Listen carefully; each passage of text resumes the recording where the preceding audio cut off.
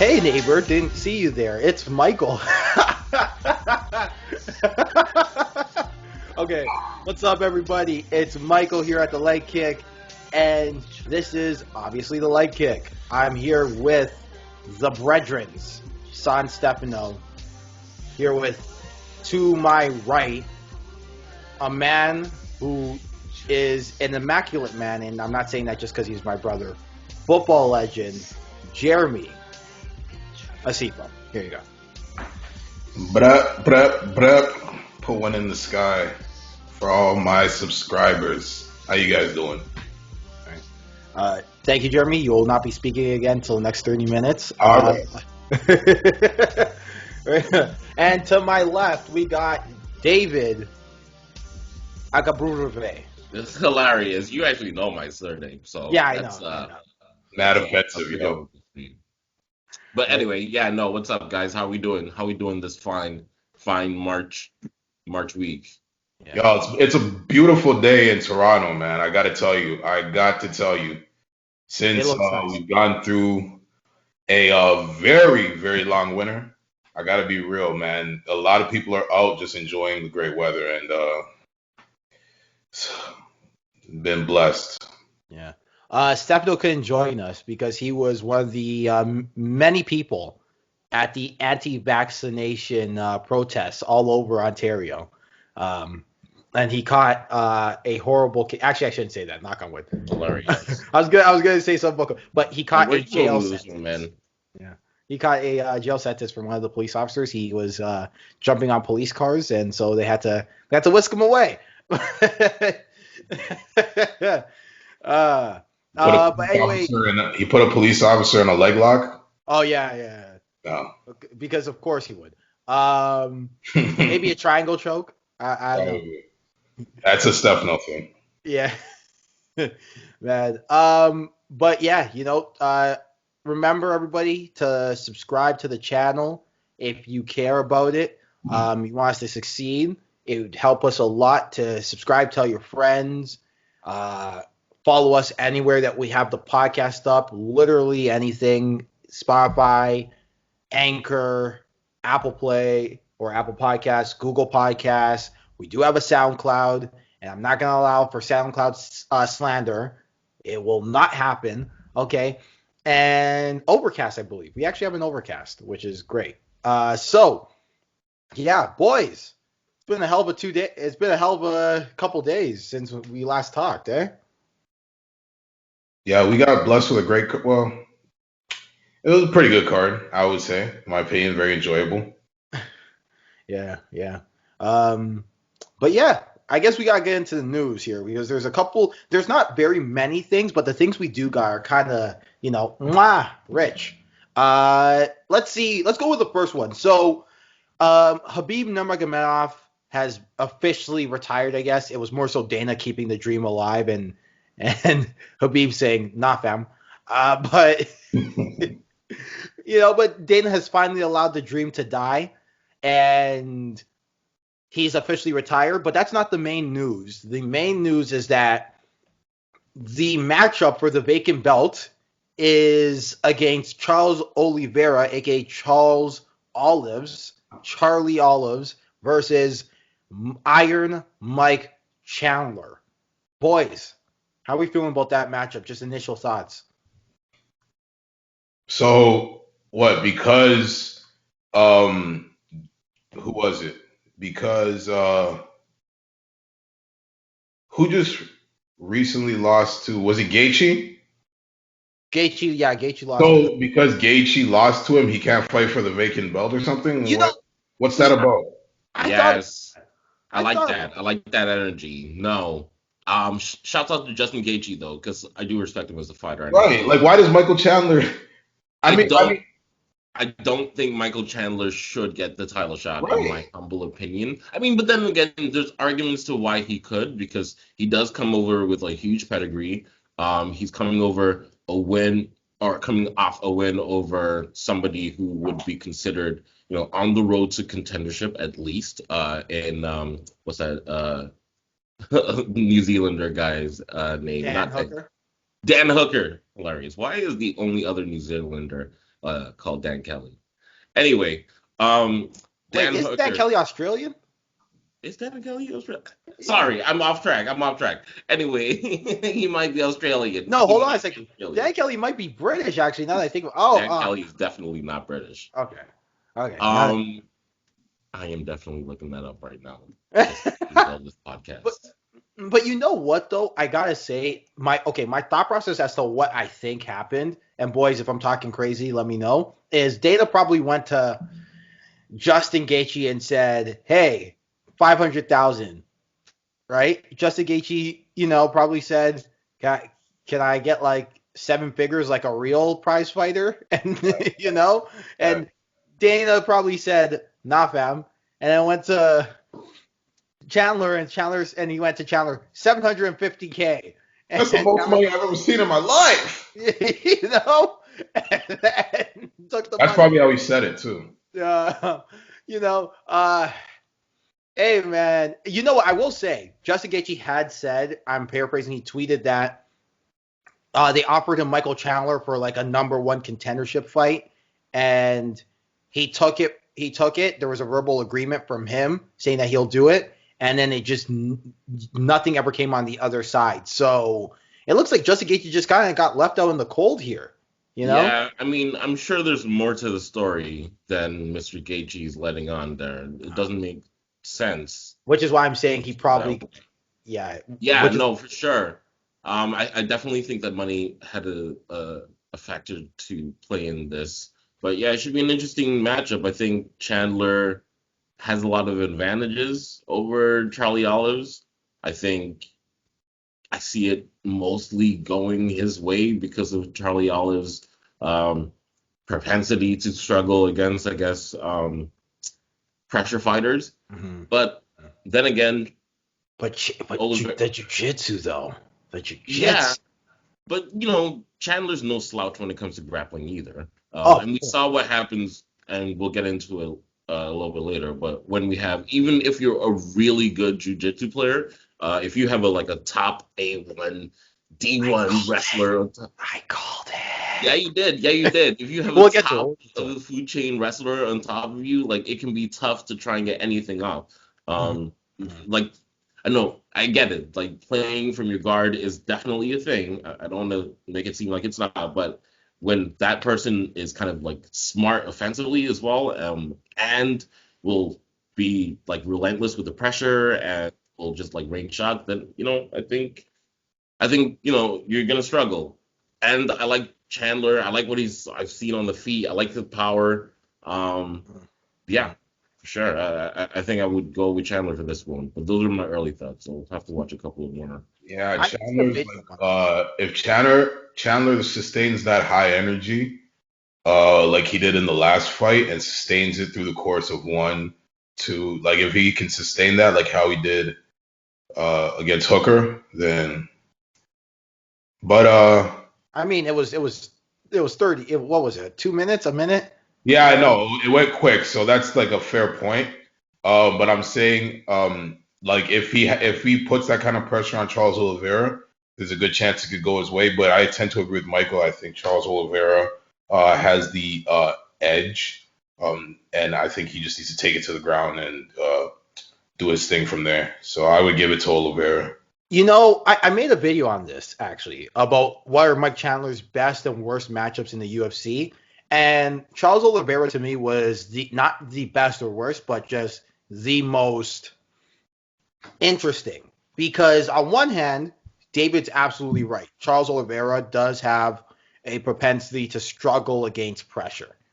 It's just been a thing his entire career, which is why I thought Tony Ferguson was going to give him a lot of issues, and that just didn't happen. But the other thing, though, on the other hand, and this is where I'm with Jeremy, is Chandler's jiu-jitsu game is there, but it's not to the level of Charlie Olives, and it tends to be a more safe, I'm going to just do my wrestling against you in wrestling positions, more so than it is I'm going to pass your guard, break you down, do some jiu-jitsu, get inside control kind of thing, right? And I think one of the things about Charles Oliveira's jiu-jitsu game is that he's very lethal from guard. But Extremely lethal. to my point, though, first of all, you are definitely way more experienced in jiu-jitsu than I am. But isn't it much harder to submit someone from the bottom than from the top, especially when there's a strength disadvantage? Not always. It depends on the style. You know, you would think so. You would think so, but it depends on the style of jiu-jitsu you like to play. Like, I know there's a lot of guys who actually prefer working from the bottom because they like to set up their leg locks and the classic triangle armbar omoplata combo, when you're in guard.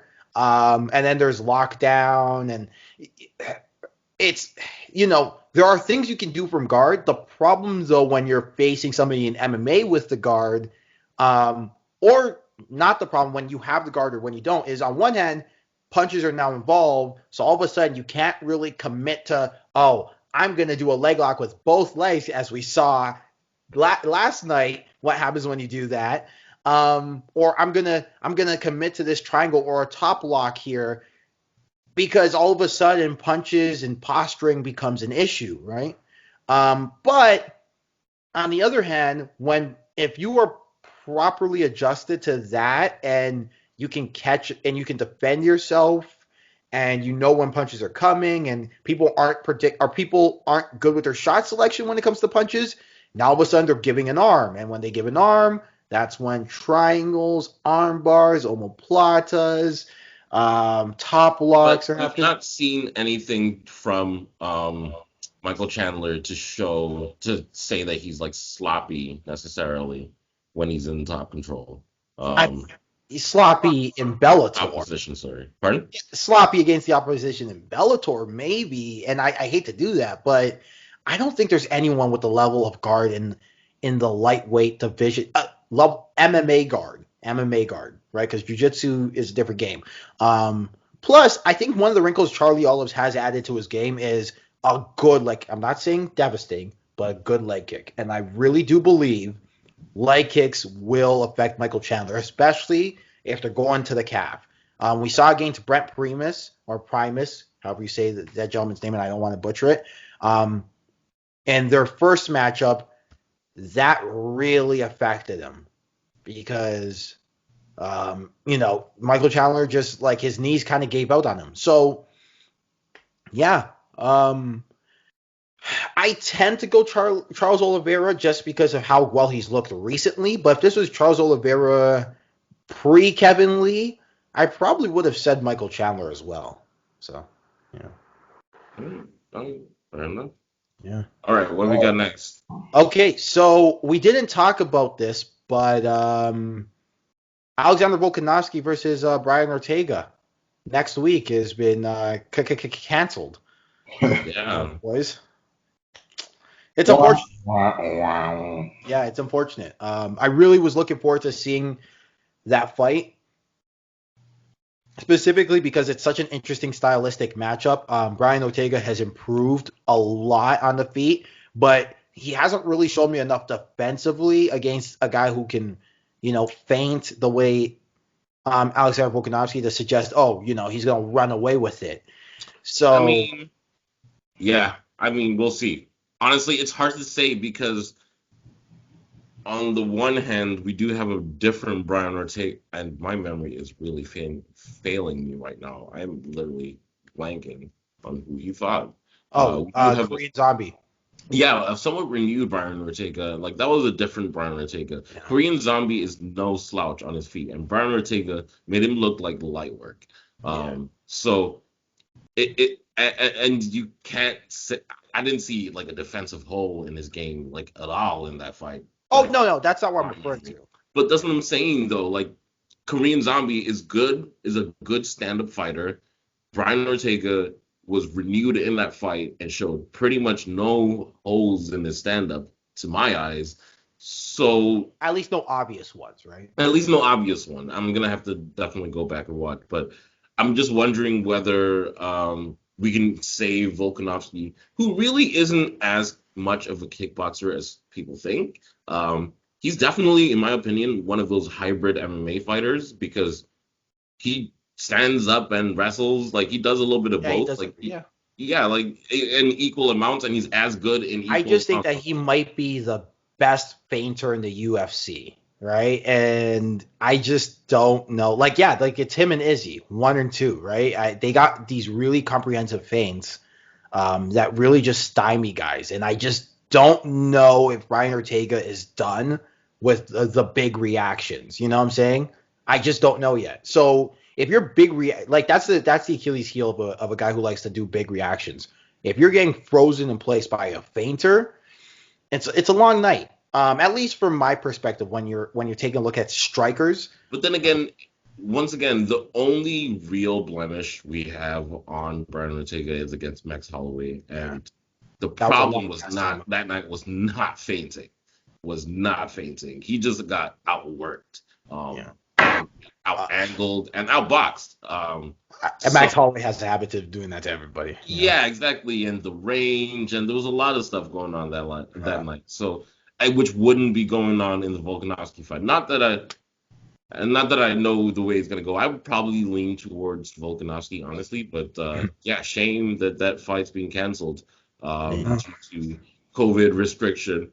Ironic, and we can definitely talk about it in our review of last night's card. Oh yeah, Um, another city kickboxing guy. not even that. I wasn't even gonna say that. I was gonna say ironic that we're still having fights canceled, fighters being pulled out of fights because of COVID, and at the same time, Full going for crowd. full crowd.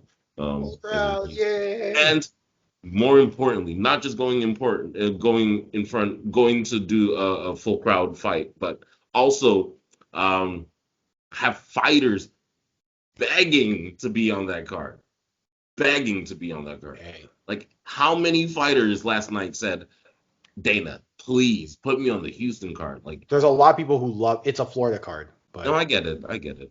there's a lot of look. I'll say it like this: hands up if you're tired of the coronavirus lockdown, right? Like let's I really get call it a buck, right?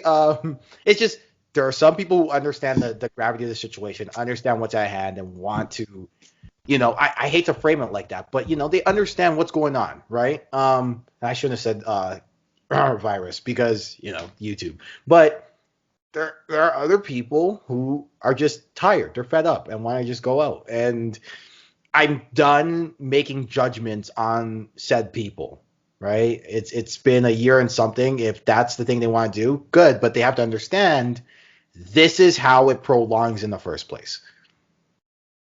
There it is, right? That's Right? This is how it prolongs in the first place. You look at all the countries that bit the bullet, they're out. They're New Zealand, Australia, to an extent, some of the Asian countries down in the south there bit the bullet. They're having fun. You look at all the countries that aren't having fun, they're the countries who keep resisting the regulations at every turn.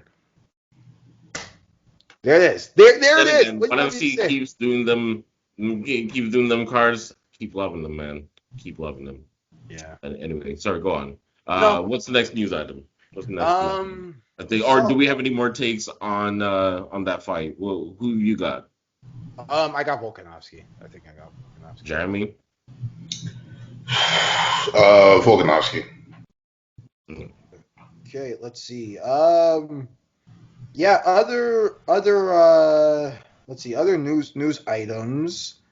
Tony Ferguson, he recently announced, this is probably going to be the last one, but he recently announced that he is switching camps, or at least adding a major significant change to his camp.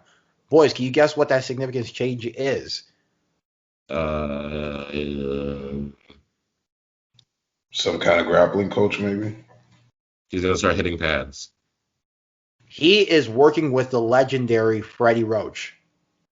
Oh, Oh, wow. okay, so he is hitting pads in a way, but Yeah, yeah, okay. yeah, he's gonna start working with Freddie Roach. He put out a long post, which I'm not gonna put, but he has basically decided he is gonna be working with Freddie Roach to take less damage. That was his whole thing. He wants to take less damage, and he wants to kind of clean up the fundamental boxing in preparation for Beneil Dariush. And I'm not gonna lie, I'm kind of sort of excited to see how this goes, right?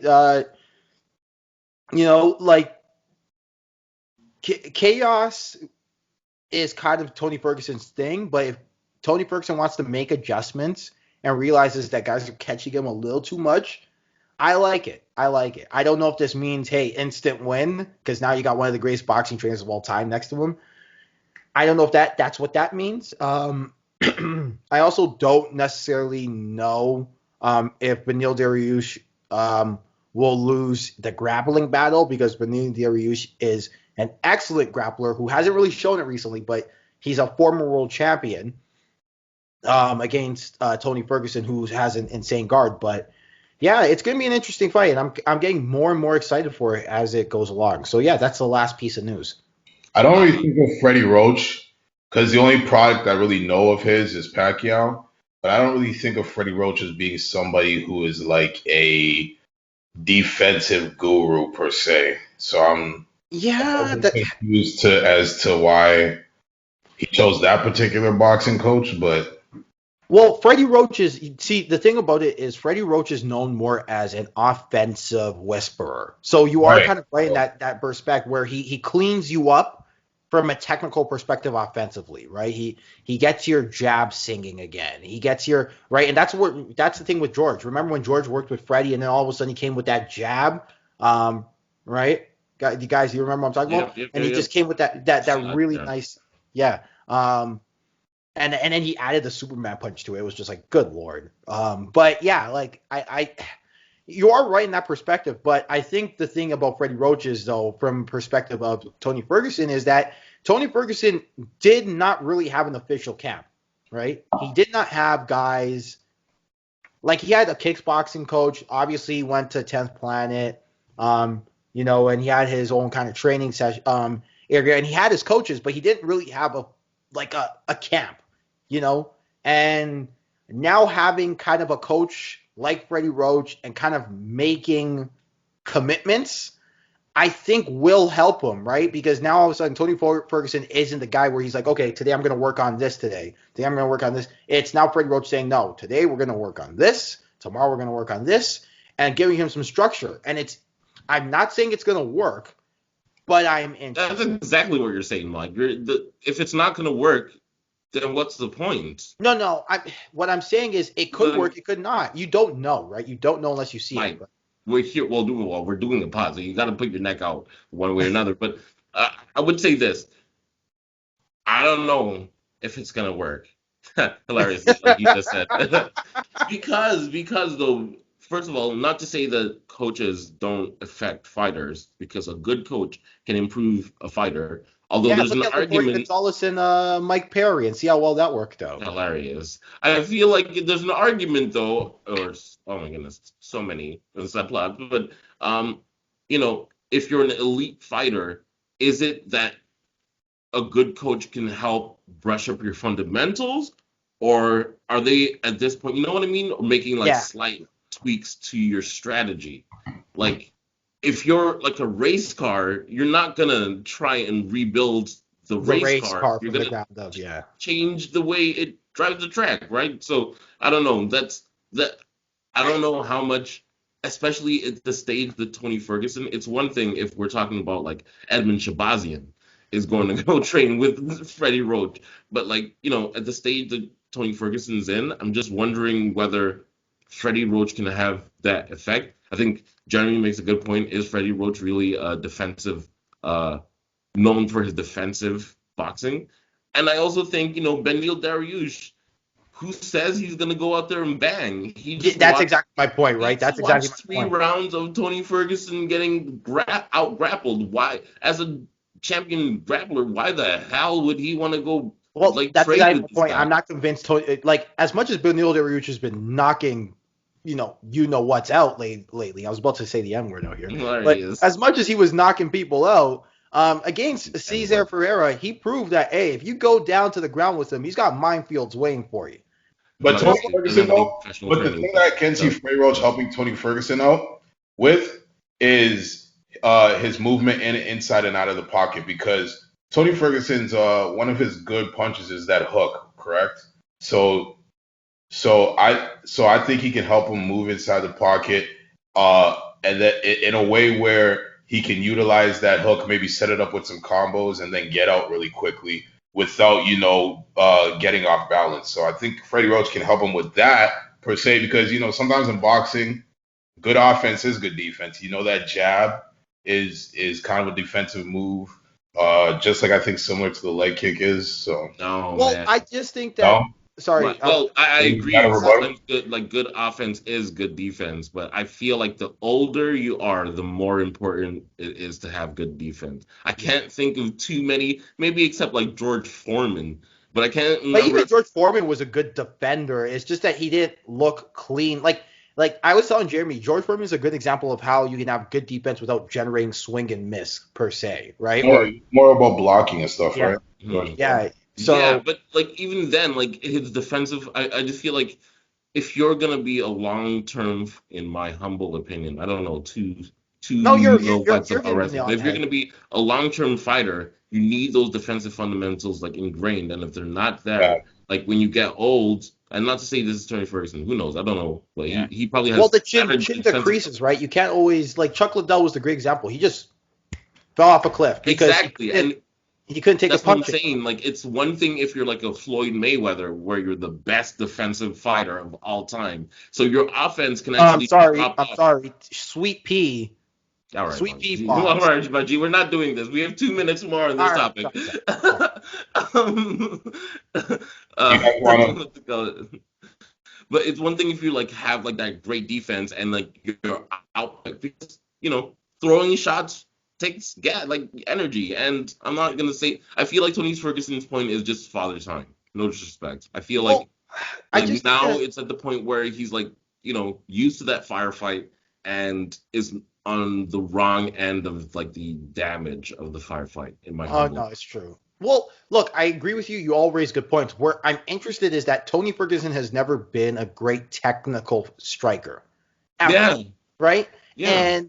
And especially when it came to his boxing, he kind of just relied on generating chaos, But right? that was his whole And thing, was like his success was based on like his unorthodox strikes. yeah, generating To the chaos. point where he's getting beat up against Justin Gaethje and is still throwing spinning stuff because like that's his default. Like Right. that's what he knows But how to do. what I am saying though is, right? What if Tony Ferguson can get some of those technical deficiencies cleaned up, right? He doesn't necessarily. I'm not expecting Sweet Pea out there, but what I am saying though is, what if he can finally start jabbing with his chin tucked behind his shoulder? In what, What six if? months? Huh? 6 months? Yeah. I've gotten people who've never boxed before doing that in like 3 classes, right? And you're expecting Freddie Roach, one of the greatest Yeah, trainers of all but time, to do Mike, it those people with aren't a jumping into fights afterwards after 3 weeks. Like, no. I understand that, but what I am saying though is, and they're not getting beat up to the point of exhaustion. but Like, but it's you're all what's natural in the. Anyway, we're just no. It's debating true. nothing. It's true. It's true. I'm just saying you're getting an athlete in Tony Ferguson who's got insane cardio. If he can clean him up, it can make life interesting, right? It can make life interesting. Um, I just feel Ezekiel like this is a Dariush has media never been play. the No disrespect to anybody. I feel like this is a media play, and shouts out to both everybody involved. I hope everybody makes a lot of money.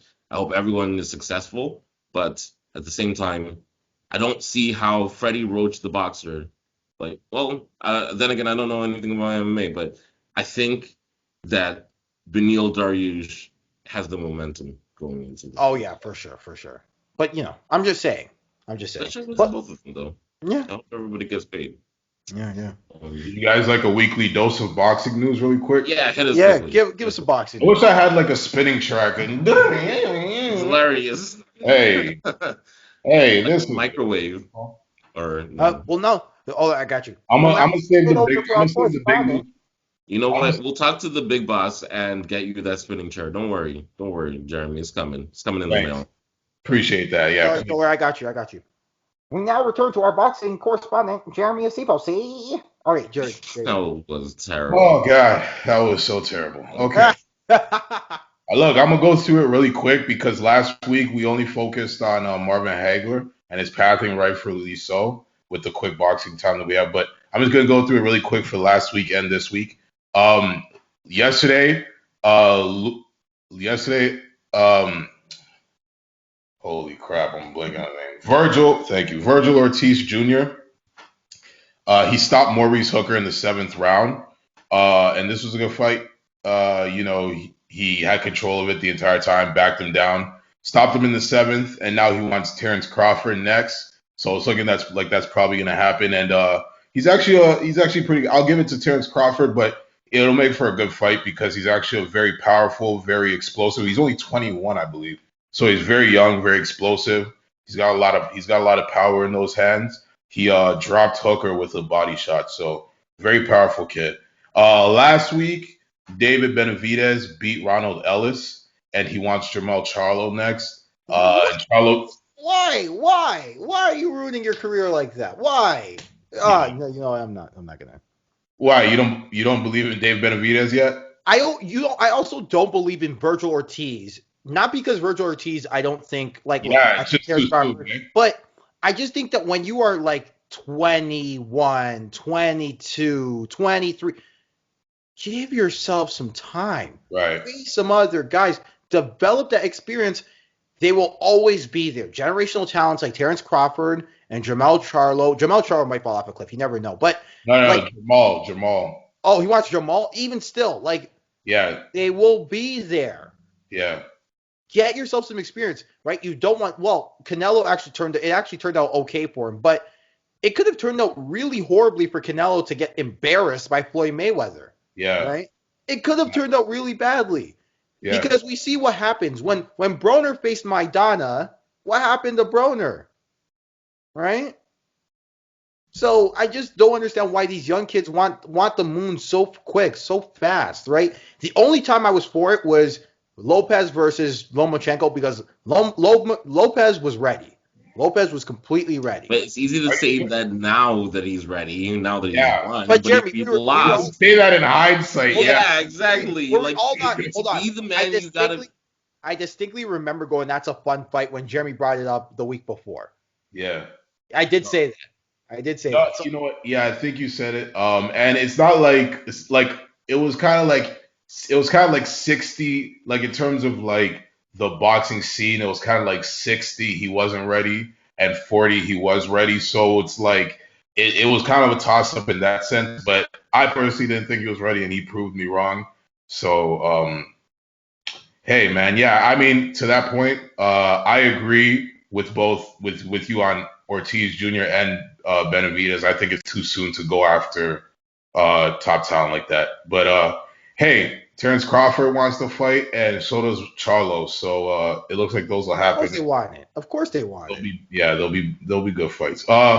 Jessica McCaskill, she beat Cecilia Brakis last on the 13th of this month, and she really wants Katie Taylor, but she's also willing to fight Clarissa Shields at 147, which is kind of dumb.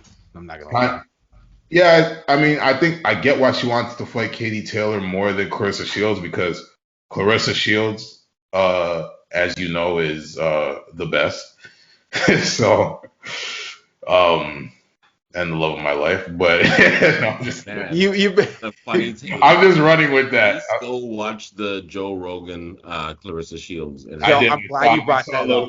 Oh man, I saw a little bit of it. We're gonna talk afterwards. What? Oh yeah, you got I have a couple of takes about off-air takes about like her MMA career.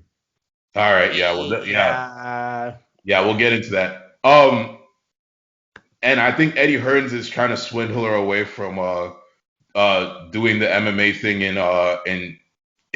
what's it called, in the summer, and he's trying to like get her to do it more so later in the year, so that way he can put her in some other fights. So we'll see how that negotiation goes with I forget the name of her promotion company. I think it's called they handle a lot of the female fighters. I can't remember the name of the promotional company, but we'll see how the negotiation goes. It's interesting because Eddie Hearn, I hate to make this like way longer, but Eddie Hearn's kind of thought of as the fighter's promoter, Yeah, And I mean, there's never a fighter's promoter, but if you had to say, hey, who's kind of the fighter's promoter, Eddie Hearn's probably the guy. He knows how to talk to these guys for some reason, and I could see him doing it. I feel like you're saying that because he's trying, like you feel like he's trying to protect Clarissa Shields, which could be the case. He might have a little bit of that. Well, it's not just that. It's what it's usually just the way he speaks, like the way he spoke with after the Joshua loss. That was, like you could tell he genuinely was like, hey, things happen. And then the Warrington stuff, I really appreciated too. Like he just kind of has a knack of making you believe he actually does care in some respect about these fighters. But your bear judgment comes in, you're like, hell no, he doesn't care. He has a knack of making you believe that he cares about these fighters. I mean, for a split second. Not I, sir. Like, not I. Yeah. I'm like, I feel like he's more so in it for the money. Of course. Most promoters are. All of them are. All of them are. Yeah. No. Salida. That's the name of Clarissa Shields' promotional company. Salida Promotions. Next, Juan Francisco Estrada also fought last week against Roman Chocolatito Gonzalez. And I think I can say who. I think I mean. Come on, Roman Gonzalez. Name. No, Juan Estrada and Roman Gonzalez are names. Come on, don't do that. All right. Wait, what? My bad. I don't know. What'd you say? He went when you mentioned Juan Estrada versus Chocolatito Gonzalez. He went who? Who? No. This was no. These are two big flyweight fighters. And this was actually for the WBC and the WBE. And what's his name? Chocolado. Chocolito. No, this was a war though. This was a decision that could have gone either way. This was a pretty. Oh, who's they're actually calling it a classic for 2021. Like who's that judge who got away with ground larceny the other night against what's his name? This disgrace of a judge. I know. I think he got kicked off of the WB. I think he got kicked off with one of those belts boards or something like that because I think he should have because that was disgraceful. I don't know if we're talking about the same guy because I can't remember the name. You can't remember the name. So, but I heard about one of those judges because of that fight actually got kicked off of one of those belts boards or something like that. So, I have a feeling that maybe we're talking about the same guy. But that was basically the last 2 weeks of fights. That last one I mentioned will probably be a rematch because it could have gone either way. But the big news is that Anthony Joshua and Tyson Fury. We talked about this. You missed it. Oh, okay, never mind. Yeah. All right. Nah. No, go ahead. How you feeling? Who you got early on, Jeremy? Oh, Tyson Fury. You guys talked about it on the previous show? We did. I don't know if we went into depth. I don't think. But what I would say is shouts out to both of them for even making this fight happen. Yeah. They're both going to make a lot of money. So. Absolutely. Yeah. Did you guys go into the ins and outs of it about the 4 promotional companies involved and the fact that it won't be in the UK, probably will be in Saudi Arabia. So. Oh man, Saudi Arabia can get anything they want, can they? They've done that before, where they've gotten some big fights. Yeah, and it's not even all the way official, but the fact that they signed for the 2-fight deal is a sign of great encouragement. Man, the UAE, I gotta say, as much as their moral compass, makes me, kind of bat an eye. They're really good at getting things. Like when it comes to combat sports related, they're really good at making things happen. And I'll leave it at that. Yep. David, don't shake your head at me. Do not shake your head at me. Man, I don't like it either. I wish it was another country, but hey, they're really good at it. Man, please, I don't want to die, UAE. Yeah, really, please don't kill us. I didn't say anything because we do some journalism. Jeez, please. Okay, Clap, So, clap, clap, clap, clap is on there that anyone last one. news before we jump into last night's card? Nah, I got nothing. All right. Okay. Um, yeah, everyone, we had an interesting card last night. Derek Brunson, veteran UFC G versus Kevin, the loudmouth Portland Trailblazer Holland. Um, man, what what a decent card to begin with, but I got to know what do you guys think about that fight? That main event, I mean, Yeah. hey, hate to tell you, I told you so, guys. Oh man. Oh man. Oh man. uh, I have so many takes, and I don't want to be too disrespectful because All right, I let me think get Kevin my Holland's quick a take in so that decent nobody fight. steals it. Pardon? all right, go Okay, ahead. go Let me for get it. my quick take in so that nobody steals it. I just felt that Holland gave up the fight. Not gave up because he got outclassed, but he made a lot of mistakes. I felt like he was too flat footed when he was entering and exiting the pocket. And I just felt like Michael Bisping said, he didn't utilize that jab enough. Like he just seemed so unbalanced, But really that's Kevin Holland's game, sloppy. though. That's his What? game. That's his game, though. He leans into things a lot. Like it's And just I his think thing. it's a result of being too flat footed. Right? Well, I can see that. I can see I that. feel That's like I feel like he would throw his punches and then maybe because either maybe he was anticipating shots or something, he would move his torso but wouldn't really move his feet to get out of the way of punches, and then Brunson wrapped him up and then took him down. So like Michael Bisping said, he was like um off bat, or what did he say? He used the term like he would fall into his grappling, he's fall yeah. into Yeah, his falling punches, into like his that. clinching. Yeah, he Yeah, was and I falling thought into that his was clinching. just a result of him being off balance with his punches. And But I think that's if he was doing, immaturity, though. if he was being that successful, because then he win like 3 fights last year. Five, five. Five. Five. Wow. Like No, if he he's got, really good. He's really yeah, good. if he got to that level with that technique, I'm amazed. Wow. I mean, not to say that like It's look. I just think that that's the double-edged sword of leaning into things. MVP does it a lot. MVP, he leans into that right straight. He leans into the left straight. Like that's their game, right? And the problem with leaning into things is if someone ducks over, your hips are exposed. And in boxing, that might not mean anything, but in MMA, that means you're getting taken down. You're going for a ride and you're going on your backside. And it felt like, and this is where maturity comes in. It felt like on a consistent basis, Kevin Holland wanted a knockout. And on a consistent basis, facts. Derek Brunson kept saying, no, son, you're going on your back. And It's I, yeah, I love that you said that, man, because I got so many. Man, it was so obvious to begin with that Kevin Holland, first of all, he was the overwhelming favorite going into the fight. I bet I'd have to check the odds, but then again, I should put money on this. I was shut the fuck so down. gung ho about it.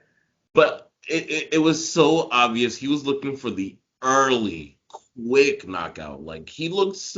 Let's start with because I'm one of those freaks who watches the entire like UFC card. So Which I you should talk. watched when they did the preview of him walking in the building, and he's literally like, it's like a rap performance. He's rapping an entire verse. Fair enough. I'm not hating. Shouts out. I would probably do the same thing. That's the funny thing. I would do the exact same thing. But then we get to like his walkout, and this guy is doing the same thing. He's still Yeah. rapping the verse. He's still dancing. When it's time for the other Look, guy to come in, he's also dancing. He was clearly not. Even Michael Bisping said it. He was overlooking what's his name? Derek Brunson. well, we say that in hindsight. He did that to Jacare too, right? Like, Yeah, but like it was so clear that he thought he was going to be able to get him out of there early. And I feel like what we watched, in my humble opinion, I need to stop saying that because who cares? But what we need, I feel like what we watched was round after round after round, his hope that he would land the knockout slowly diminished. Like, and And it No, manifested yeah, go ahead. itself in so many different ways in his behavior, like, in between rounds, in his behavior when he's getting taken down, in his behavior, like, what he's saying to Derek Brunson. Like, you could just tell, like, he came in Wasn't there. taking it seriously. It's not Yeah, man, I wouldn't go that far, but he I came in wouldn't there necessarily super say he's taking it confident. seriously, but people get frustrated in different ways, right? There are the people, Facts. there are the people who get frustrated by throwing things and going, you know what I'm saying? And Mhm. and there's the people who get frustrated. Like, for example, Tony Ferguson, when he gets frustrated, and you guys can watch this, he'll start tapping the floor and start kind of like doing this little scoop motion, right? When Habib gets frustrated, early career, what he would do is he'd bounce left and right and then go for an overhand. Um, People handle frustration in different ways. And I think Kevin Holland's way to handle his emotions is to over talk. Yeah. Right? It's look, I say this all the time. When I get stopped by the cops, I over talk, right? Because I'm so scared of what's gonna happen that like I try to joke my way out of the situation. And I think Kevin Holland, this is his way of dealing with his anxieties, right? His way of dealing with anxiety is I'm going to just talk a lot. I'm gonna joke around a lot. I'm gonna be jovial because then people can't see the fact that I'm nervous or that I'm upset or that I'm Me when disappointed. But I'm talking no, during the game, or like me if I'm talking during competition, it's because I'm having fun. It's because I'm loose. It's because I think everything's but going that's smoothly. and this is a reckoning that we need to come to. Like, I think, in my opinion, last night for me was a reckoning against trash talk in MMA. It Mhm. really has no place. Like, without being like, a curmudgeon, like serious guy. Like, fair enough. It's one thing to promote a fight. It's one thing to kind of be funny in the media. But when you start taking it into like the octagon, into the ring, cage, whatever, and you start like trying to For me, I would, disrespect yeah. your opponent, like it really not only affects as a viewer, like I stopped rooting for Kevin Holland last night because I was like, man, this guy is He's being nuts. disrespectful. Yeah, he's Like this nuts. guy, Derek Brunson, is also just trying to do his job, also trying to feed his family, also has dream, blah blah blah. Like what makes it like okay for you to like pretty much and then his coaches are trying to talk to him during the rounds and If And he's he takes that's who should be most absolutely. upset. That's who Yeah, he's should on be the most. bottom. Poor Travis Luter is trying to talk to him. Look, I'm not saying what he did is right. I'm just saying he was frustrated. The young man was frustrated, Young right? man, he's 28. Well, I'm 28. you're a What young is man too. young Look, man? Come on, man. Like that okay, that wasn't cool. That no, wasn't I know it cool. wasn't cool, and I will say, look, my thing on trash talking is, as a person who came from basketball and knows the things that were said on the court were way worse. My thing on One, trash talking has always been there is a line that you cannot cross, no. I'm right? not even one of those people. I'm one of those people who's like less trash talk. But the reason, and once again, this is why I love MMA. But the reason why I love this sport is because it's one of the few, why I love sports is because one of the few arenas where your skills dictate your performance. It doesn't matter how you've talked. It doesn't matter what psychological mental game you're trying to get. What are your skills? Last night, Derek Yeah. Brunson had the better grappling skills. Like, let's I call it don't as know. it is. No, What no, about he did, I don't but know. What that's about not guys like exactly true. Like, look, yeah? Conor McGregor versus Jose Aldo is an example of a guy losing his head, Oh right? man, okay, like yeah, So, because all I'm saying is there. Look, the line for me with Kevin Holland was not him talking in the middle of Derek Brunson's fight, because if he was winning, we'd come here and talk about how he's gonna be a star and look at him Yeah. doing this. Yo, can The I? line for no, me was when he said, and I'm paraphrasing and I'm kind of translating the slang here, that he would, if given the opportunity and if there was a fight, shoot at Hamzat Shemaev. okay, you There need was to the chill line. out because that's not what he meant. Stop that No, narrative. because Stop it. that's He that's meant what that he he said. was going to penetrate him. Look, we're not doing this on this podcast. That's not what he meant. Like, and let's not use that narrative because I've actually heard literally nobody else use that narrative. We Well, don't know what look, he meant. We don't know look. what he meant. Like, we Okay, can assume that he meant the southern David, slang David. for guns. Look, we can assume that he meant the southern slang for guns, or because he's not from the South, we can assume that he meant the thing that he was talking about in another sexually violating way. Like, we don't know Listen. what he meant. Like, Okay, I'm that's a okay. weird narrative to promote. Why is I don't it a know why weird I'm so narrative? heated about it too. Yo, Why? let me jump in on this. Because I'm surprised you guys. I didn't know if this was actually even going to be a topic because I was going to ask how do you guys feel about all the talking, but I gotta disagree with you, David, because when you say that there's no place for it, it's fight sports. I disagree. I think the where it crosses the line, like Michael says, is when it becomes more so about yourself, when it comes more so about your frustrations, and less about being entertaining. Prime example, Muhammad Ali. Although he No, didn't do much trash talking inside the ring, he would still showboat. He would but it was more so for the crowd, for the entertainment. You see it all the time when they mic up these football players. They're make their the trash talking is to loosen up your teammates. It's all I that get stuff. it. Like I think there is a place for it. It If just your wasn't goal there last night. if The It your place was wasn't. not goal there last night. if your goal is if your goal is beyond yourself, beyond your own frustrations, if your goal is maybe psychological warfare or to loosen up your teammates or like to maybe get into your opponent's My head or my call them. thing is, like, and I want to say, man, I don't mind trash talk. I generally don't. I like it. I love it. Like, when I play sports, like, it's part of. I do think, in my humble opinion, it's kind of a waste of energy, but that's fine. My thing is, like, it doesn't.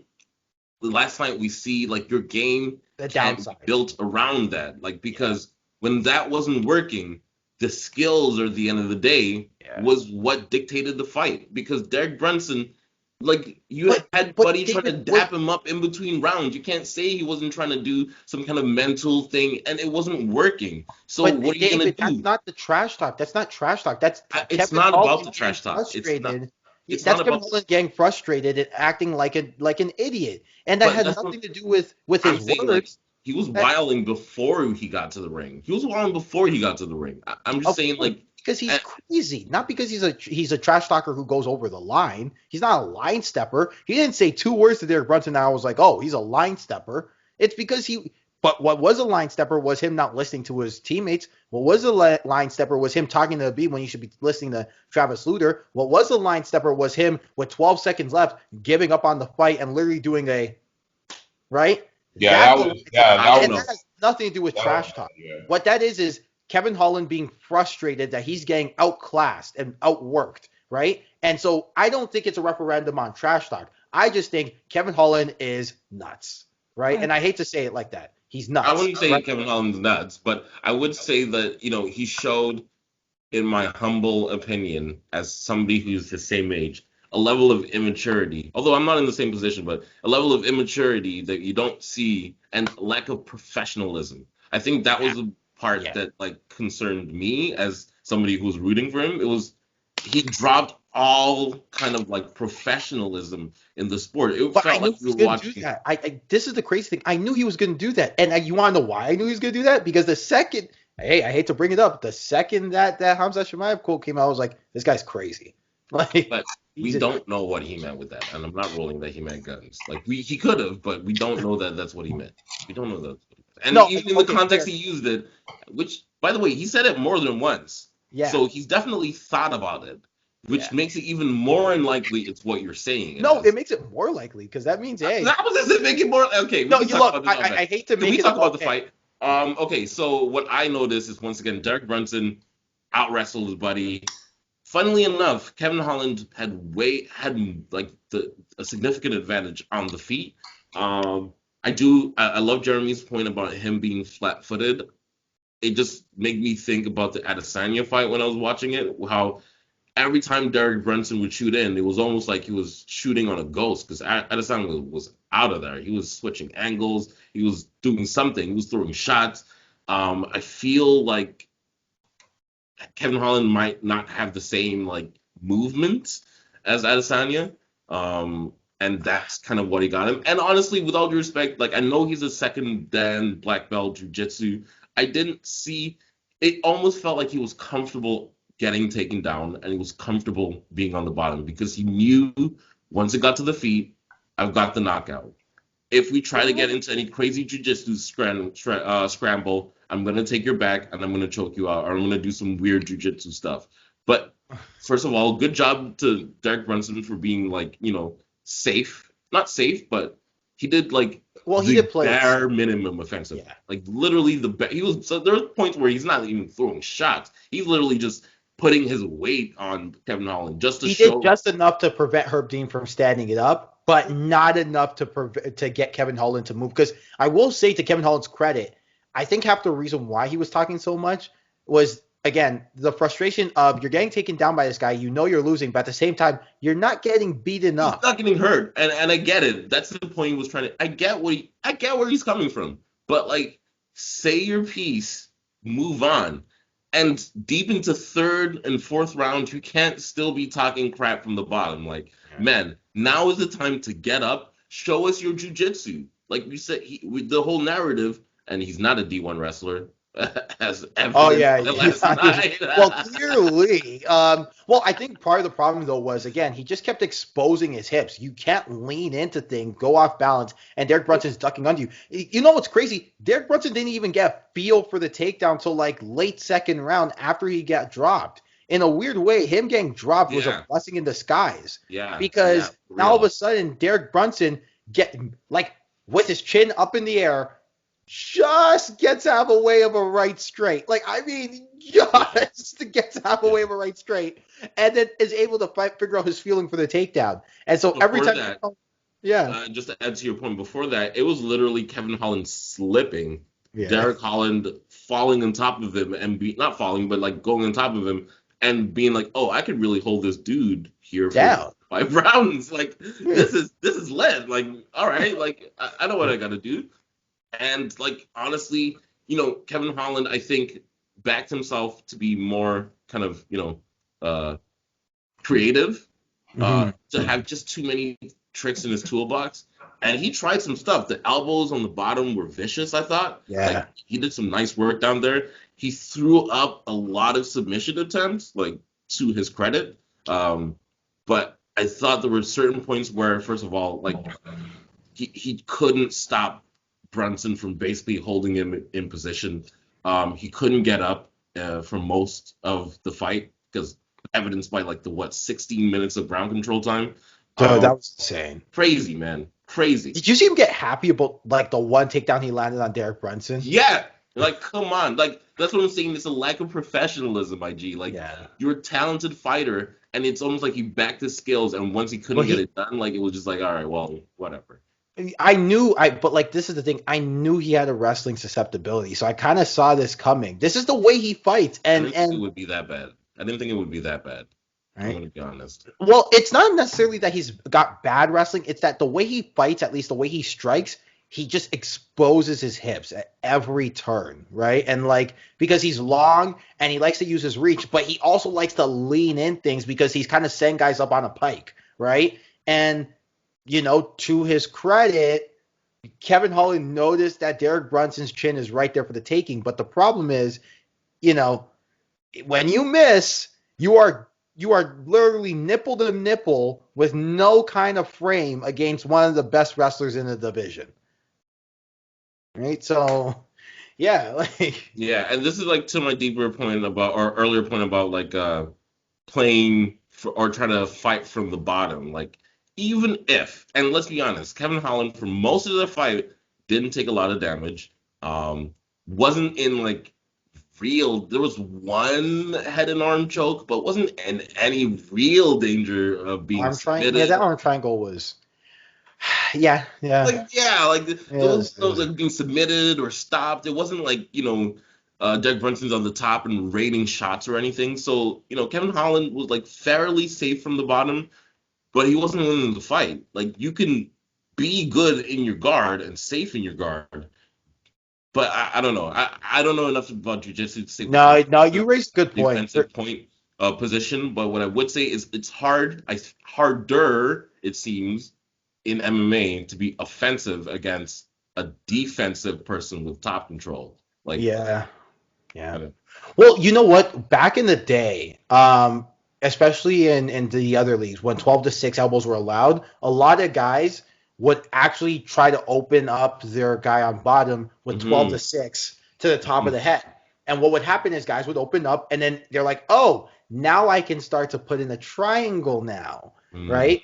And you're starting to see a lot of guys actually do kind of like an 11 to 2. Like, I'm not explaining it better than that, but they do an 11 to 6:30, you know. Hilarious. Yeah, no, I hear you. You know, or a 1 o'clock to 6:30, or an 11 to, you know, they do things like that and they change it up.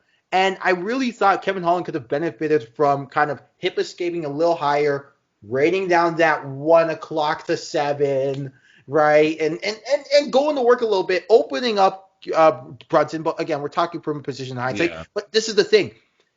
I don't know if Travis Luter had the answers. You know what I'm saying?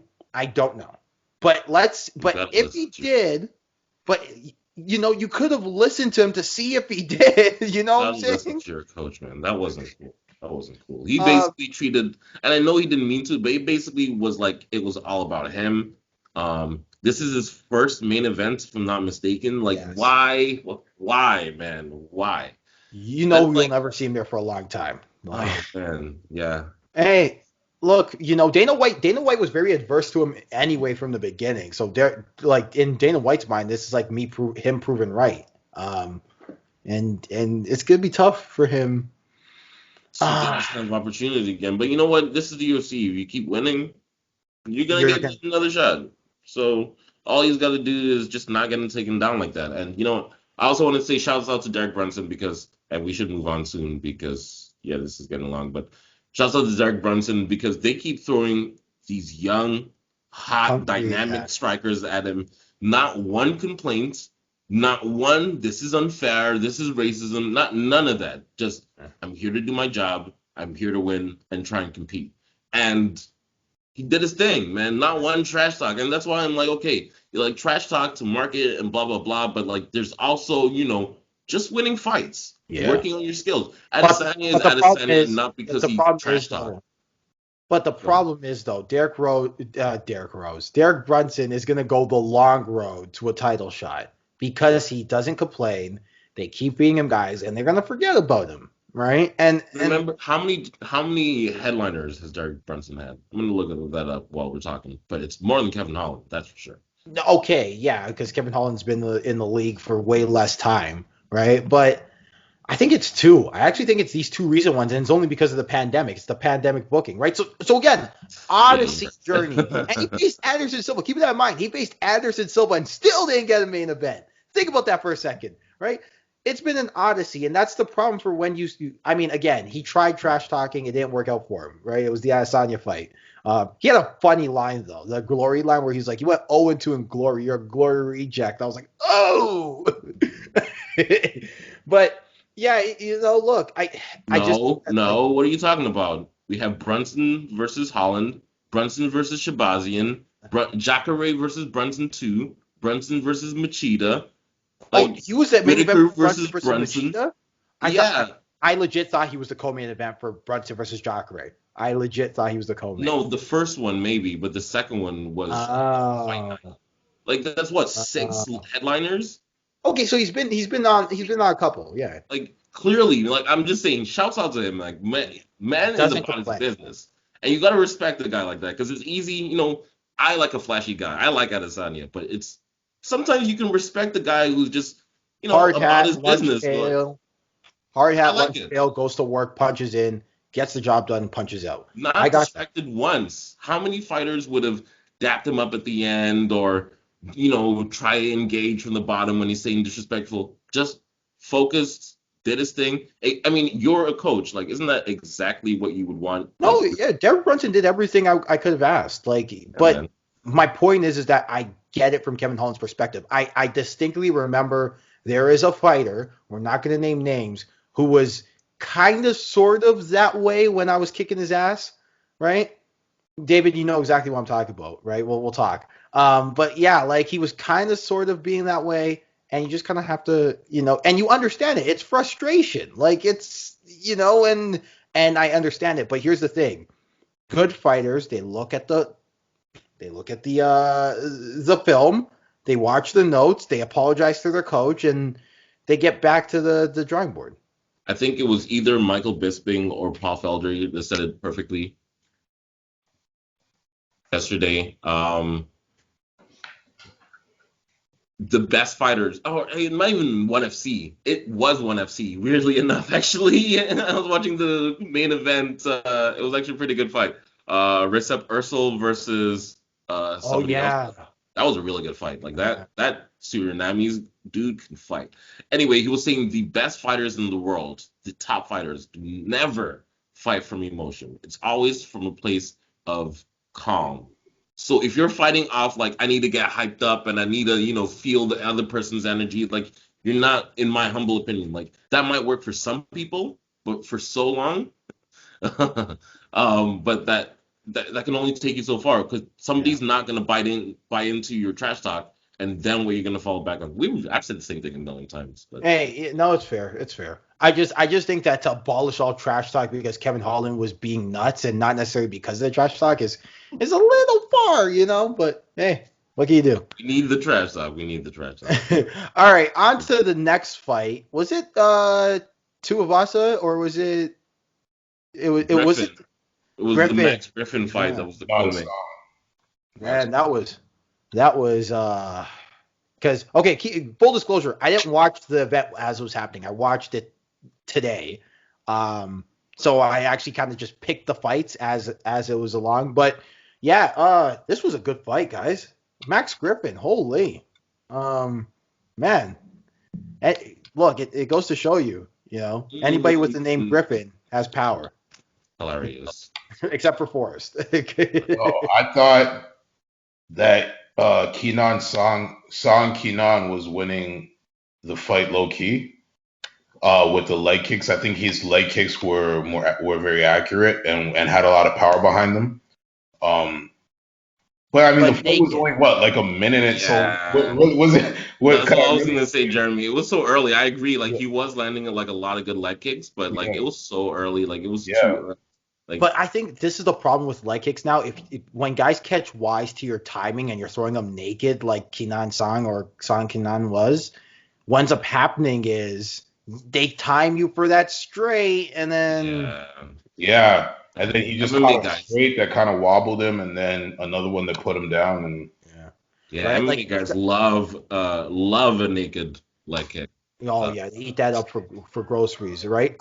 Like look, as much as the calf kick, and we haven't asked questions about kind of sort of a calf kick, but like as much as the calf kick has been a revolution for MMA, specifically MMA striking. oh, but he was hitting him to the body a few times with those leg kicks, to be honest. With those kicks, yeah, he was hitting them to the body, but like it was generally they were calf kicks, right? They were meant to slow down the movement of Griffin because Griffin's an explosive guy who kind of relies on just kind of exploding out of his stance, and when you kind of take away the base, the idea is you're going to ruin the explosiveness, right? But the problem is, especially when you're in the first round and a guy's fresh, you can't yeah, keep going to the well to get the water because eventually there's no water. There's no water there, right? I felt like Song. Yeah, that's a good point. I didn't even put that together, and I haven't rewatched it. But what I would say is, in just going back to explosiveness, Song looked in great shape, man. I gotta say that dude looked ripped, and I feel like maybe not that he looked scared of the power, but I was just interested to see him going for the chop the tree method. But maybe that's because I'm not familiar with both of their fighting styles. Yeah, But I don't I don't know. remember. I don't remember Kenan Song being like. I know he's a very good kind of Sanda style fighter. Although saying Sanda is like saying, "Oh, that guy's a very good NBA player," when it's like, no, the game he plays is basketball. But the point I'm trying to make is that like he does. I know he's a very good kickboxer. So I think it's probably just a strategic thing of a like Max Griffin can crack, just chop down the tree to stop the cracking from happening. And in fairness, I've played that game before and it worked. I'll admit, but it also hasn't in time. So like yeah, it's just look, if you're gonna do it, you gotta do it with confidence, and you cannot go to the well over and over again because eventually they're gonna find that right. right? And Max, to his credit, did, right? You gotta be in and out. You gotta be quick. You gotta use your movement. And this is all things Song knows. Like, this is not me. Like, I hate to. I don't want to sound like this expert because I'm not. This is all things he knows. Yes, you are. Yes, you are. Stop. You Right. are. But yeah. Do we want to talk about this other fight Wait, that did? before we move on, I just have one thing to say. John, Mr. Anik, and I made sure I wrote this down while watching this fight. Mr. Anik, why would you listen to this podcast? But let's just say this podcast falls into your ears. Please, nobody cares enough about Max Griffin's newborn son to hear it 5 times in 3 minutes. Okay? We get it. He's a newborn father. We get it. It's great. But my G, you're saying it like... No, he does that a lot. He does that a lot. He needs to take a chill pill, man. We don't... He does that a lot. These anecdotes that, like, I saw a Six Buzz actually did this. Was it Six Buzz or Mr. Llewellyn? I can't remember. But they did like anybody need to hear that. And it was that clip of him talking about how both guys were in a battle for their in a custody battle. Yes, I watched that this week too. Hilarious and deserved. Man, John, come on, man. It's the double-edged sword of John Anik. Is that John Anik is like one of John Anik's calling cards is that he's really good at attention to detail. But the problem is sometimes people don't care enough to know about custody battles. Shouts out to Max Griffin's and his newborn child. But like once, twice, 3 times. But man, it was literally like every time. And do you know what's sickening? Because you've done like radio and journal, so you know a little bit about the behind the scenes. You know, first of all, there's a team doing that research. First of all, actually, John is also, Mr. Anik is also reviewing it and doing his own research as well and comparing it with the UFC research and vice versa and all of that stuff and doing interviews. But man, you know that there's so many new fighters. He's written like 1 or 2 anecdotes for each fighter. So he's just going hard with the 1 or 2 tidbits that he has for the fighter. And it's kind of like, man, don't pick that one. Pick another one, man. But in fairness, when he does go to an anecdote that you do care about, like, I can't remember the exact fighter, but he mentioned something about that fighter was homeless at one point, and I was like, "Oh, I didn't know that. That's kind of interesting." Yeah, no, like I'm not even that's the double-edged sword. Yeah, that's the double-edged sword with John Anik and his commentary style because Mike Goldberg, the one thing that you can't accuse him of is researching too much, right? But Mike Goldberg, I get it. This is an overcorrection, though. I get it, but this is an overcorrection. Like Mike Goldberg is like I would say he's the better pure commentator of both of them. But if they made some weird ass Dragon Ball Z style fusion of them, they would be the perfect voice for MMA because right. But this is my thing is that's what John Anik and Brendan Fitzgerald are good at. Like that's their thing. They need to research, right? Actually, I think Brendan Fitzgerald was the guy Brendan Fitzgerald was not the. Was it Brendan? No, it was John. It was John. It's becoming way too long of a tangent, guys. Sorry. Let's I just thought it was a weird thing. Anyway, let's move on. Homegirl Buys versus Homegirl Ruiz, or what was her nickname? They called her Cocoreno or Conejo. Sound like Bill Burr at the Grammys. Oh yeah. Hey, Carconero. I'm sorry. I'm sorry for butchering these names, guys. Where's the alcohol? No. Hilarious. No. Go comedian though. But this was a funny fight, low key. Like I feel like if this would have went longer, I feel like it went the distance. No. I'm saying if it would have went like 5 rounds, let's say, then I feel like Buys maybe could have won. Like if it had gone 5 rounds, I think Dana White would have jumped into that cage and like shot himself like in front of the entire camera. I'm just saying, like I know that it was. Are you kidding me? I know that it was very boring, but I feel like what's her first name? Buys. Cheyenne.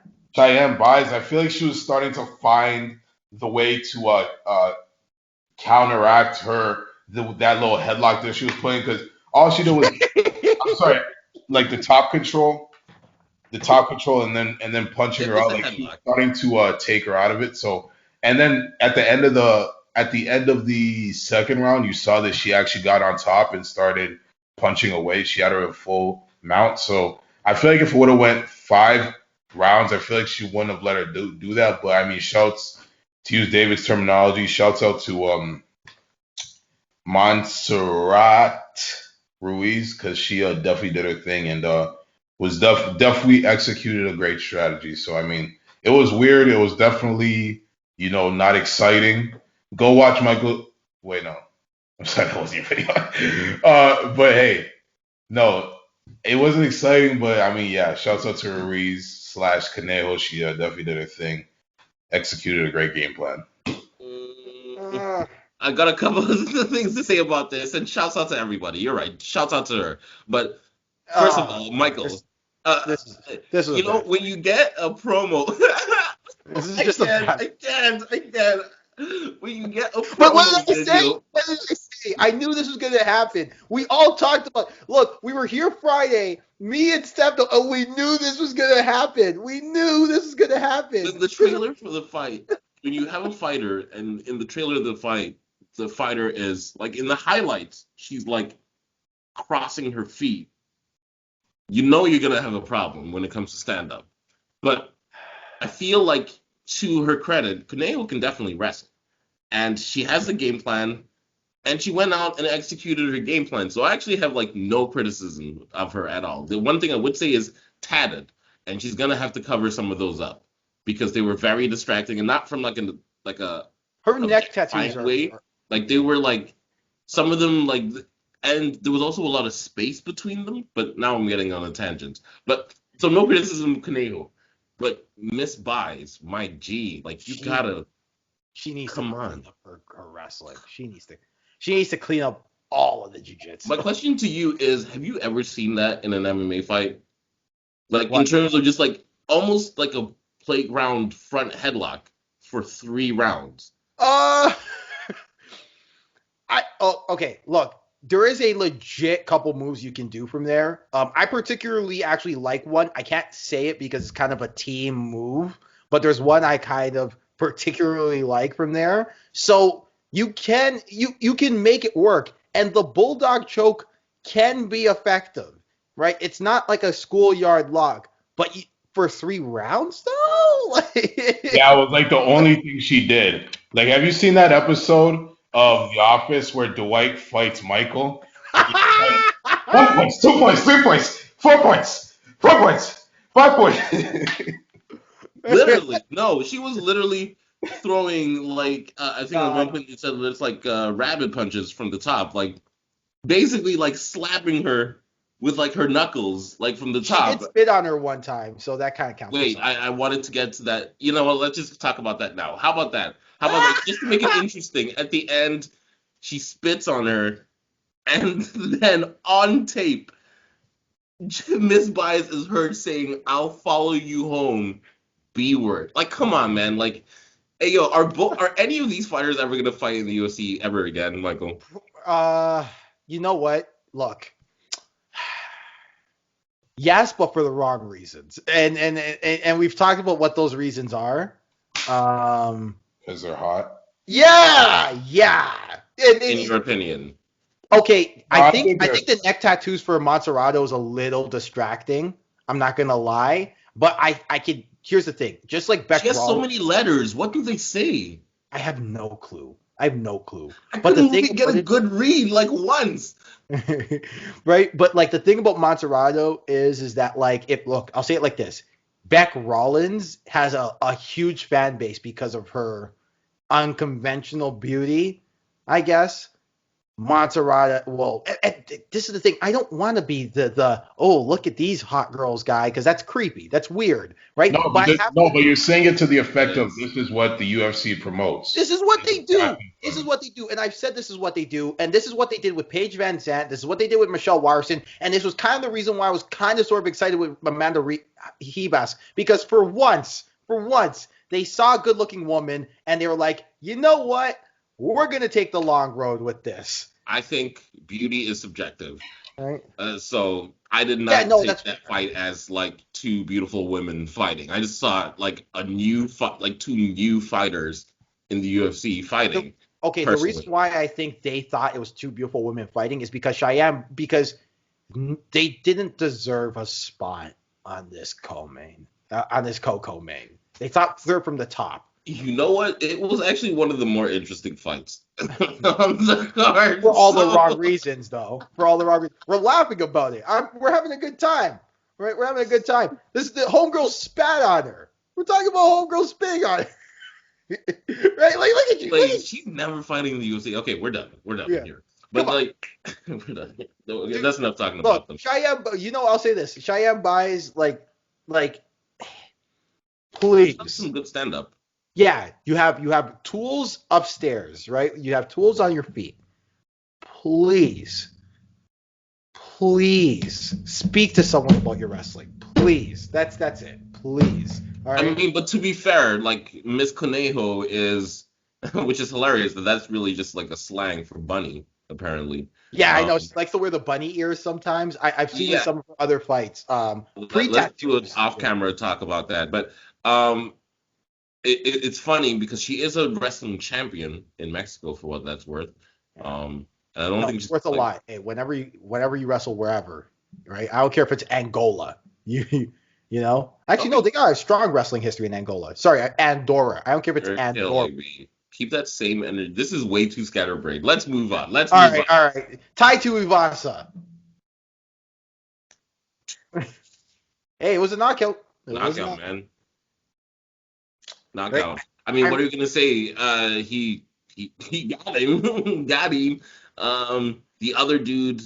First of all, Tuivasa coming out throwing leg kicks. What? What? The other dude not checking at all, huh? because it's What's going heavyweight. on? That was a theme tonight. I don't know if you noticed, but like guys were just like, I'm not even gonna bother to check a kick. Like, forget it. I think there's this new wave in MMA of like, look, you're not going to check a calf kick anyway. Like, people legit think you can't check a calf kick, which is weird to me.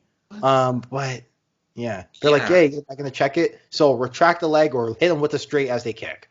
And in the And one fight that the guy did check the kick, he won. yeah, But anyway, Tuivasa throwing leg kicks, Hunsucker not liking it one bit, and before you knew it, Tuivasa's landing those punches. did you see that overhand he tried and Tuivasa was like, huh? Like, what? He felt disrespect. He almost felt insulted. He was like, "Yo, what kind of Hilarious. get out, like, brother, like." But man, I hope Tai Tuivasa is able to put a couple of wins together, and make a run because, you know, at a point there was a time where we were pretty hyped to have another big hitting Australian guy, or really Pacific Islander Yes, a Pacific in Island. Yeah. yeah in the UFC, and it would be nice to have just more high quality heavyweights. And I think Tuivasa has shown at least enough skill, like in his fists, that he That there's shows a like market. Yeah. yeah, you know, like, he could be here for a few years, for It's a long time.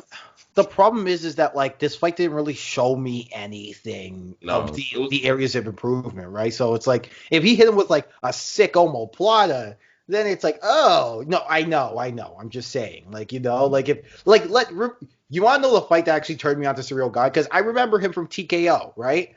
You know, like I watch, guys, spoiler alert, I watch a lot of MMA and a lot of basketball, okay, and actually sometimes a lot of soccer, but nice. right. I watch a lot of sports, and I watched a lot of Cyril Gane and TKO. But you want to know the fight that showed me, hey, this guy could be a champion, was the heel hook, right? Because I was like, who the hell goes for a heel hook in heavyweight? What is this, right? if I'm not saying Taiju Tuivasa is going to do that, but what I am saying though is if he showed me some sort of semblance of a ground game, this is a different conversation. But Yeah, I definitely feel like grappling is Achilles' heel still, and we saw no evidence that it's not in this fight. But to be fair, if you can get a guy out in a minute and not have to use your grappling, then it's hard to who really cares? criticize that performance, right? Do you See, want to talk Francis. about the Yanez and Lopez fight? Yeah, sure. Hey, I like the ending sequence with that like counter right. That was kind of nice. That was nice. That was cute. I like Yanez. He just had a lot of power. Lopez trying to do the whole stick and move thing, not really like moving, not really sticking. Really, Yanez kind of just like headhunted him the entire time and just landed his shot. Yeah. But yeah, Like this is the thing though. It's like bantamweight. It's interesting to see guys with power in that division, like for example Petr Yan. And I'm no way comparing Giannis to Petr Yan, but it's interesting how much power you can pack at 135 pounds. Like these guys can knock out elephants, in their hands. And the thing with Giannis though, in that ending sequence was the way he intercepted Lopez gives me it it's a great counter, but Lopez just I think got hit once and was like, yeah, I don't want to get hit again, so I'm gonna just survive for these. yeah. But to be fair, he was getting beat up that entire fight. Like he did a good job to make it to round three. If I'm Oh being yeah. honest, because No, like I know, but that's exactly the point. Is that he was out to lunch by like the first 2 minutes. He was like, yeah. oh yeah, no. Yeah, and you could see it in his face too with some of the shots that Giannis was landing. Like Um, the way he was just up against the fence, he like up against the cage. He was like, mhm. let's just square dance for 3 rounds. I'm good, brother. I Yeah. feel okay. Moving on. I feel like one day we will talk about a Macy Chiasson fight. I'm just wondering, is today gonna be that day? Macy Chason versus is it Kies? No, it's Chason because I Is it remember this. Jason? Yeah, I thought because Macy Chason or because I remember having to do a video where I had to say her name, and so I looked it up. Jason. Are you sure? Chiasson. Maybe Chason. Chiasson. Anyway, one day we'll talk about a fight. I'm not sure if today should be that day. What do you think? Um, do you want to kind of go into a bit of a rapid kind of lightning round with her? Because I kind of do want to talk about that Santos versus Dawson fight. Well, particularly the ending, because that ending was interesting. Yeah. Okay. So But like yeah. lightning round here with that one. Good job to Macy Chiasson. And she actually looks like she would be interesting in the division. She looks like she's a real fighter. Like not in a disrespectful way. Like she looks like she's got some skills. She looks Not more the complete. She looks not more. the perfect, not the complete like article yet. You know what I mean? Like there's Yeah. still some stuff I feel like she would admit she needs to polish. I would bet. Um, but with that range and the power and the strategy, like I think she could pose like girls a lot of problems in this division. So Oh yeah. Oh yeah. yeah. Just don't Um, make her run into Juliana Pena because if she wins, Juliana Pena still will think she deserves a title shot, and if she loses, Juliana Pena thinks she's got a title shot. So either way, I'm gonna diss Juliana Pena forever. Like I'm sure. sorry. All right, Um, okay, Grant this Dawson is Grant versus Dawson, Leo Santos. Yeah, uh, give us Mike. Pause. dude. That ending, man. It's look. Um, I think it's no secret in the city of Toronto that we have a certain gentleman who's like kind of the leg lock master, and he'll tell you kind of one of the reasons why he kind of doesn't go for it unless he's sure is because of that. Is exactly because of that. Oh my God. But my Grant thing is like, it's the last 10 seconds of the fight, which you've won, by the way. Like Leo Santos won that fight. Mhm. Or at least it was close, borderline. But I thought he was 2 rounds, at least 2-1 up, at least. Um, why are you going for the heel hook in the last 10 seconds of the fight, knowing that you could get struck? I mean, I guess it's unlikely you're going to get knocked out from that kind of position, usually. But I I mean, don't know. Like, it just seemed like a really high risk maneuver in a really risky time in the fight. Ah, you raise a good point. I would just say it's a tactical error. But it's weird because is it a tactical error going for a heel hook that you probably have if you're, you know what I'm saying? Because generally the escape is you're going to turn, if you're standing on a heel hook, you're going to turn your back and kind of like do like not a stiffing motion, but like a kind of flutter. You're going to Yeah, flutter which the is exactly leg. what he did. He Yeah. tried to do that, but it was almost like he stopped himself midway and was like, "Wait, no, I could. This guy's still No, holding on what to my happened leg." was Leo changed his grip on it because Leo wanted to go outside, and then he went, oh no, he wanted to go inside. Then he was like, wait a second, outside's there for me now because he's doing the flutter, and then it's hard to explain, but basically, generally speaking, you want to kind of like take your leg, flutter, and clear the knee line. So you want to clear the knee line, This is but going to sound great and look great on our podcast. yeah. Sorry. But you kind of want to flutter, and what will happen is his legs will start to buck down the knee line, and then you can run out the back door because now he doesn't have that. But Leo kept it on by going into something that my coach used to call a stage 2, right? And so as a result, Grant's stuck. So he's like, okay, I got to punch my way out. And it kind of worked out for him. It's just such a crazy sequence because once again, to even have to think I'm gonna punch my way out with only 5 seconds to go. I know a lot of guys might have just like bit down on their mouthpiece and just get their knee ripped to shreds, and like that's the end. They lose the fight. So shouts out to him, I guess, for even thinking of striking the dude while he's got a grip of that ankle or heel, I guess.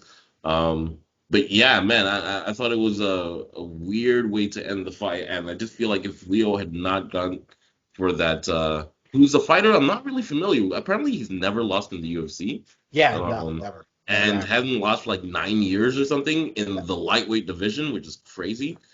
But yeah, Exciting prospect, but he's in his 40s, Mike. He's not in his prospect. well, at least in the UFC, you know. He's in his 40s. But yeah, I thought that was weird. Did you have any thoughts on that one? Oh, Anything else? Hmm? no, that's pretty much it. I just like the ending because it really goes to show you like a lot of the jujitsu isn't exactly in. I know it's the house that MMA was built on, but if you're kind of fixing your jujitsu for competition, and it's another example of it. I'm not saying it's going the way of Taekwondo or karate or point blank karate. That is not what I'm saying. But you're starting to see that a lot of these guys are outfitting their jujitsu game not for MMA. And here's another example. But at the same time, it was 1 second left. You're going for a heel hook. What do you really think is going to happen? Yeah. Sorry. All right. No, that's fine. Okay, do you guys have any thoughts about the final three fights? Trevin Giles versus Dolidze. No? Um, All right. no. I think the world will survive. Yeah, Um, survive with although Cheyenne buys a husband. Is it husband or boyfriend? yeah, that was a weird ending sequence. That was actually the one fight I missed, weirdly enough. Um, but yeah, man, got caught. Did well to recover. Did Yeah. well to roll out of it. A little theatric, probably gassed him out a little bit, but it was still early-ish in the fight. Um, but yeah, at the end of the day, the other guy just he caught him twice. That straight right seemed to get him with all the movements and all the weird technique that Baez was doing. It seems like Silva's straight right was at the end of the day what kind of Yeah. He had a good timing with that straight right. So, yeah. I mean, hey, it is what it is. And I actually watched the Jackson and versus Strader fight, which is a very interesting one because Strader comes in throwing. He must have thrown like 20 leg kicks or something like that. It was crazy. Just throwing leg kicks. Eventually, Jackson's timing them. Eventually, he's getting the Kevin Holland clinch and throwing knees. Um, They're exchanging knees. Jackson throws a knee that Strader definitely doesn't like. You know the one, Mike. Yeah. And Was it the one at the hip area that yeah, like deep in that I floating was the rib. one I was like, that one hurts way more than you think it does. Yeah, and then Strader, because you know it hurts because Strader instantly throws one back. Like, Yo, okay, I'll never forget the one time me and my coach is, by the way, my Muay Thai coach is Corey Jackson. And he was teaching the kids how to do a knee, and he threw this like switch knee to my hip, and I was like, oh god, and I dropped like a ton of bricks. So I knew exactly when that landed. I was like, yep, that's the one. yeah, Yeah, and then Corey Jackson. Yeah, Corey Jackson. When he's showing you something or demonstrating something, he'll use you as an example instead of a punching bag that's right there. He'll no. Let me show you. Let me show you how it feels. it learns bad. You learn better. You learn better My with the pain. game for sure. Man, no, because like Corey's man, I guess we're going to Corey Jackson diatribe here, Yeah. because he's so awesome, but he's really good at because he's got so much experience. Is he shows you exactly where to place your techniques, right? So it's not just hey, do a technique, but it's like hey, you want this check kick, this check calf kick to work. You want to throw it right at like the big ball of the calf. You want this, you want to throw this, feint into like a low calf kick. He's awesome. Anyway, my bad. Let's go. No, this is all good. I was just gonna say that quickly back to the Strader Jackson. That yeah, basically once Jackson throws that knee, the Strader doesn't like because he throws one back right away. He throws it, but Jackson stepped back. It was so smooth if you think about it. Jackson throws a knee, sees the other knees coming, eats it a little bit, but steps back because he's coming from that like Kevin Holland hunch position in the clinch. Steps back and then cracks him because he's throwing a knee and he's swinging his arm down. And yeah, just from then on, it was pretty much just Jackson walking this dude down and cracking him. But yeah, it was a good fight. It was a decent card. Lots of talking points, I feel, but like I don't know if like the fights were the highest quality, but whatever. Yeah, no, it was an interesting card. That's why I'd say it was. It was an interesting card. I knew that Cheyenne Bice thing was going to happen, and I knew the Derek Brunson thing was going to happen. I could just feel it. Like there was something in the air about it. Anyway, do we want to do an ask questions, or are we? We can do an ask questions tomorrow. Tomorrow? We got something tomorrow? I can't remember. All right. Okay, so who's going to threaten the children? This is usually the job of the boys and girls. Yeah. All right, Jeremy, threaten the children. You rat bastards. Oh God. If you do not like, comment, subscribe, share on all streaming platforms to all of your social media, your friends, your enemies, here's what we're gonna do. Last week it was the royal family. This week we're hiring Kurt Franklin to come to your home and cuss out you and your children. Cuss out you and your children. Oh, I saw that. with the Holy Ghost. All right.